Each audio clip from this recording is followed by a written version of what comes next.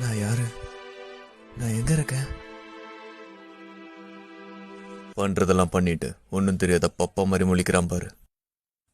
நைனா, ஆத்தா, எப்பரா இருக்க மௌனே? நம்ம கிளான்காரங்களும் மேல செம பாஸ்டல இருக்கானுங்க. உன் நைனாவால கூட உன்னை காப்பாற்ற முடியாது. யாரா அந்த பையன்? நான் தான் அந்த பையன். உனக்காண்டிதான் காத்து இருந்தோம். வணக்கடா மாப்பிள. சொர்க்கத்திலேயாவது கொஞ்சம் சிரிங்கலேண்டா. மச்சான், இவன் நம்மள மட்ட பண்ணனால தானே கல்யாண நாள். மகாளி எப்படி இருக்க? ஆசையா மல்லிப்பூ எல்லாம் வாங்கிட்டு வந்தேன். வந்து பார்த்தவ எல்லாரையும் மட்ட பண்ணிட்டான்டா. நெல்ரா ஃபுக்காக்கு மௌனே, எங்களை ரொம்ப நேரம் காக்க வச்சுட்ட. நீ பண்ண வேலைக்கு உன்ன கைமா பண்ணி கடைய போறோம்டா. நீ ஏறி ஆடிட்டாச்சு. இது நம்ம காலம். உனக்கு சப்போர்ட்டுக்கு நான் இருக்கேன். இவனா வில்லங்க பிடிச்சவனாச்சே.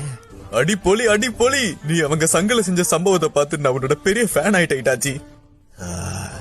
இந்த ஆளு திருந்தவே மாட்டான் போல. நான் முன்ன சொன்ன மாதிரி தக்காளி எப்படி முளைச்சதுங்கிறதெல்லாம் முக்கியம் இல்ல, சமைச்சோமா சாப்பிட்டோமான்னு இருக்கணும்.